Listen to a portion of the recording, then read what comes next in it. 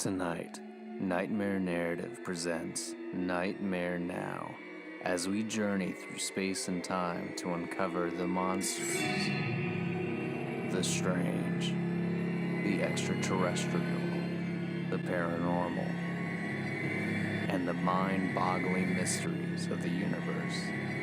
So sit back, relax, and be scared on this episode of Nightmare Now, Ghosts in the Bible.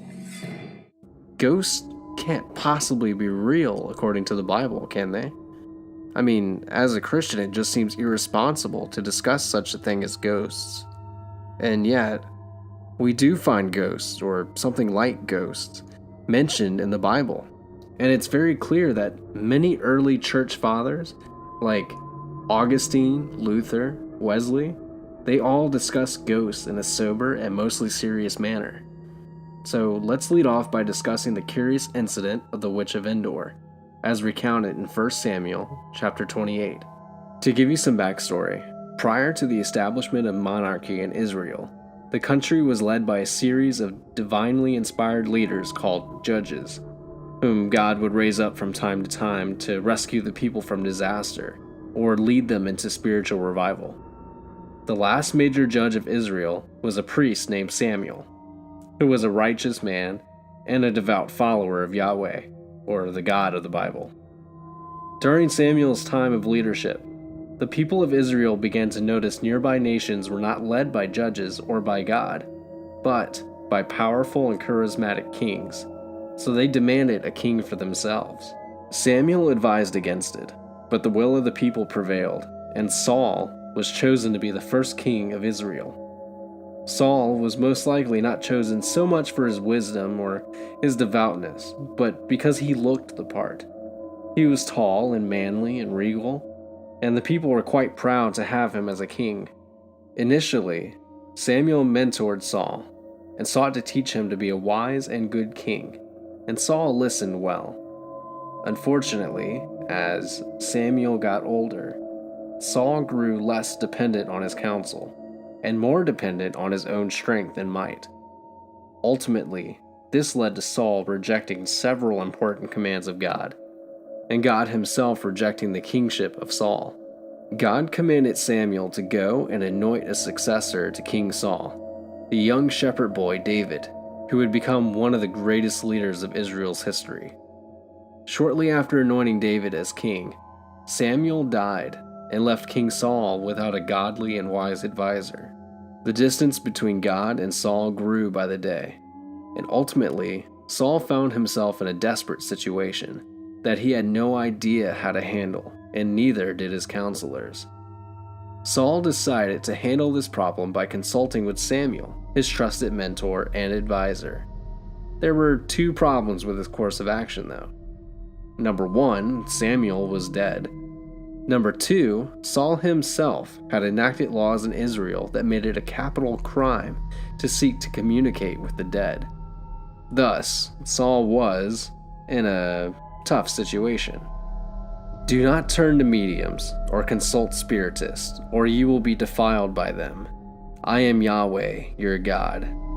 Leviticus chapter 19, verse 31. Whoever turns to mediums or spiritists and prostitutes himself with them, I will turn against that person and cut him off from his people. Leviticus chapter 20, verse 6. No one among you is to make his son or daughter pass through the fire, practice divination, tell fortunes, interpret omens, or practice sorcery, cast spells, consult a medium, or a familiar spirit, or inquire of the dead. Everyone who does these things is detestable to the Lord, and the Lord your God is driving out the nations before you because of these detestable things. Deuteronomy chapter 18, verses 10 through 12. The Old Testament is quite clear that it is absolutely dangerous and forbidden for followers of God to seek to talk to the dead through mediums, as evidenced by these passages. There are other passages also that decry the dangers of consulting with the dead.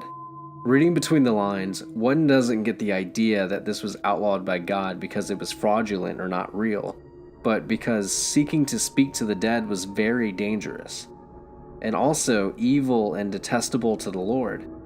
God considers such acts spiritual prostitution, evil, and nothing at all to be trifled with.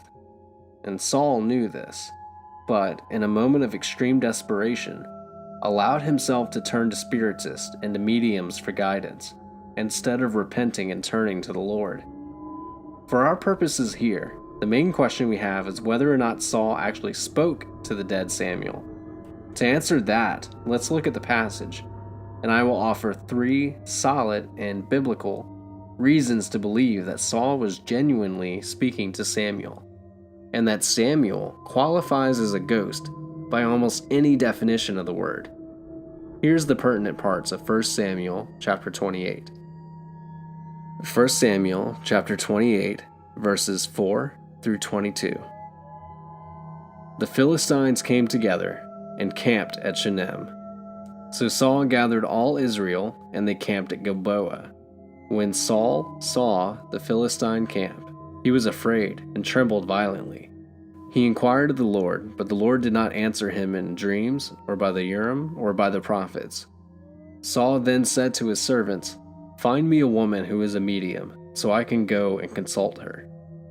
His servants replied, "There is a woman at Endor, who is a medium."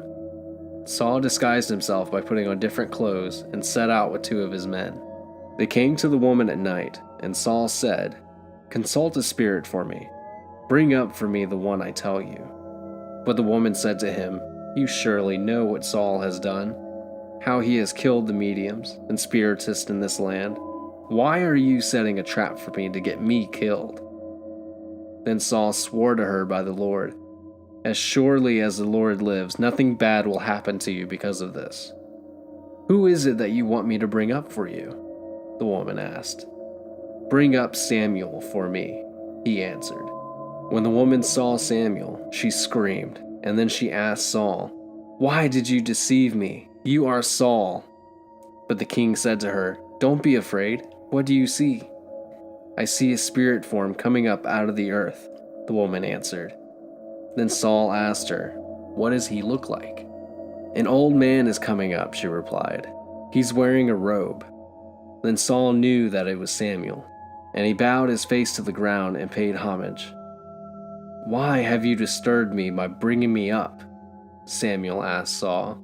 "I'm in serious trouble," replied Saul. "The Philistines are fighting against me, and God has turned away from me. He doesn't answer me anymore, either through the prophets or in dreams. So I've called on you to tell me what I should do." Samuel answered, "Since the Lord has turned away from you and has become your enemy, why are you asking me? The Lord has done exactly what he said through me. The Lord has torn the kingship out of your hand and given it to your neighbor David. You did not obey the Lord and did not carry out his burning anger against Amalek. Therefore the Lord has done this to you today. The Lord will also hand Israel over to the Philistines along with you. Tomorrow you and your sons will be with me, and the Lord will hand Israel's army over to the Philistines." Immediately Saul fell flat on the ground. He was terrified by Samuel's words, and was also weak because he hadn't had any food all day and all night. The woman came over to Saul, and she saw that he was terrified and said to him, "Look, your servant has obeyed you. I took my life in my hands and did what you told me to do. Now please listen to your servant. Let me set some food in front of you. Eat, and it will give you strength so you can go on your way." The prophecy of Samuel comes true exactly as it was foretold, and precisely as we would expect of the prophet of the Lord. It said, "And Samuel grew, and the Lord was with him, and let none of his words fall to the ground. And all of Israel from Dan to Beersheba knew that Samuel was established as a prophet of the Lord." So, does Samuel here represent a ghost? I suppose the answer depends on your precise definition of ghost. But based on most definitions, for instance, an apparition of a dead person which is believed to appear or become manifest to the living, I believe the answer is unequivocally yes. The Samuel's appearance was a demon hypothesis became more and more accepted in later church history, to the point where it eventually became the dominant view for a time. It must be reiterated, however, in the strongest possible terms, that the clearest and most obvious grammatical reading of the text seems to indicate that the spirit called up was indeed the spirit of Samuel. And, if true, that means that there is at least one genuine ghost story in the Bible. But perhaps Samuel is not the only one. In Isaiah 29, God pronounces a prophecy against his people in Jerusalem. Ah, Ariel, Ariel, the city where David encamped. Add year to year, let their feasts run their round. Yet I will distress Ariel, and there shall be moaning and lamentation, and she shall be to me like an Ariel, and I will encamp against you all around, and will besiege you with towers, and I will raise siege works against you, and you will be brought low. From the earth you shall speak, and from the dust your speech will be bowed down. Your voice shall come from the ground like the voice of a ghost, and from the dust your speech shall whisper. Isaiah chapter 29, verses 1 through 4. Now, the author is not saying that God is confirming the existence of ghosts, but he will say that it's very curious use of language. Perhaps even more curious is the intriguing incidents of Jesus, the disciples, and ghosts. More than once, when the disciples saw Jesus, they thought he was a ghost. The first time was when they were out on the sea during a storm, and he came walking across the water at night, as if to pass them. They saw him and cried out in fear, believing quite rationally that they were seeing a ghost. In Matthew chapter 14, verses 22 through 27, it says, "Immediately he made the disciples get into the boat and go ahead of him to the other side, while he dismissed the crowds. After dismissing the crowds, he went up on the mountain by himself to pray. When evening came, he was there alone. But the boat was already over a mile from land, battered by the waves, because the wind was against them. Around 3 a.m, he came toward them, walking on the sea.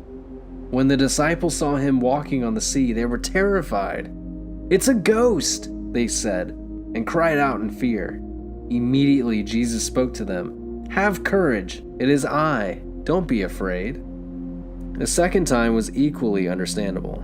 The disciples were huddled together in fear after the crucifixion of their master Jesus. Surely they were disheartened, broken, and terrified that they would be next to be executed. So it was their first response when Jesus suddenly appeared to them inside that locked room was not joy, but terror. Again, they thought he was a ghost. In Luke chapter 24, verses 36 through 43. And as they were saying these things, he himself stood among them. He said to them, 'Peace to you.'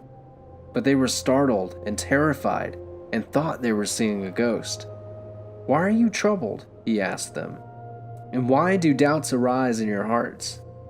Look at my hands and my feet. That is I myself. Touch me and see, because a ghost does not have flesh and bones as you can see I have.' Having said this, he showed them his hands and feet.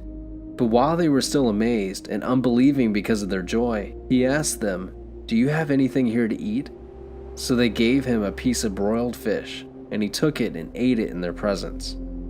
One thing I've often quite found fascinating with this situation, given at least 2 instances for Jesus to tell the disciples that there was no such thing as ghosts, he did not do so. Instead, in Luke chapter 24, verse 39, he tells the disciples that ghosts don't have flesh and bones, unlike himself. That the disciples weren't merely seeing an image of Jesus or a phantasm or some such thing, but the real flesh and bones Jesus. Not only could they touch him, but he also ate fish right in front of them. That's the important thing in this passage, and nothing should overshadow it. But it is of more than passing interest that Jesus gave a semi-description of a ghost. Not only that, but Jesus, who often corrected the disciples when they were believing something false, declined to correct them in this instance, when they thought that he was a ghost. Now, does this mean that ghosts are real? Could it possibly mean that Jesus thought ghosts were real? The answer is no, of course not. Neither of these passages tell us Jesus' opinion on ghosts. They do, however, demonstrate to us that Jesus' disciples did have some level of belief in ghosts, and that Jesus, for whatever reason, did not disabuse them of that notion. It should be noted here that there are two different words used in each of these passages that are both translated as ghost depending on which Bible you read. In Matthew 14, the word is phantasm or phantasma, and in Luke 24, the word is spirit.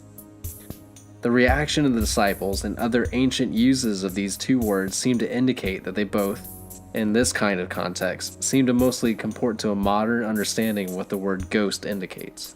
In concluding this discussion of ghosts in the Bible, we see that it is not a topic that the Bible shies away from, nor is it a topic that is a central focus at all. Most Christians would assume that the Bible would clearly deny the possibility of ghosts.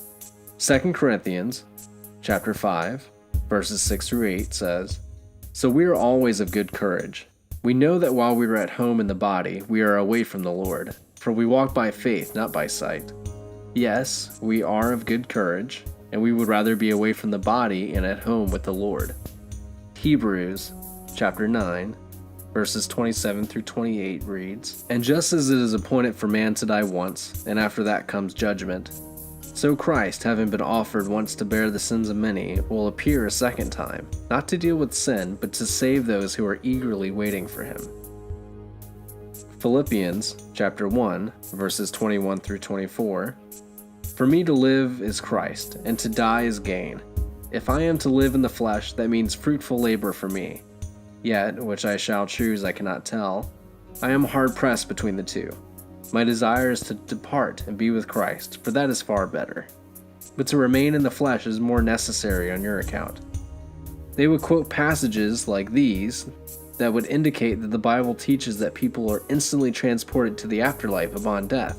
So that settles it, right? Or does it? Reread the above passages. Do they indicate with clarity precisely what happens after somebody dies? They certainly indicate that the ultimate destiny of the saved follower of Jesus is to be with the Lord, but there might be more to the story. Consider 1 Thessalonians, for instance. In 1 Thessalonians chapter 4, verses 13 through 18, it says, "But we do not want you to be uninformed, brothers, about those who are asleep, that you may not grieve as others do who have no hope.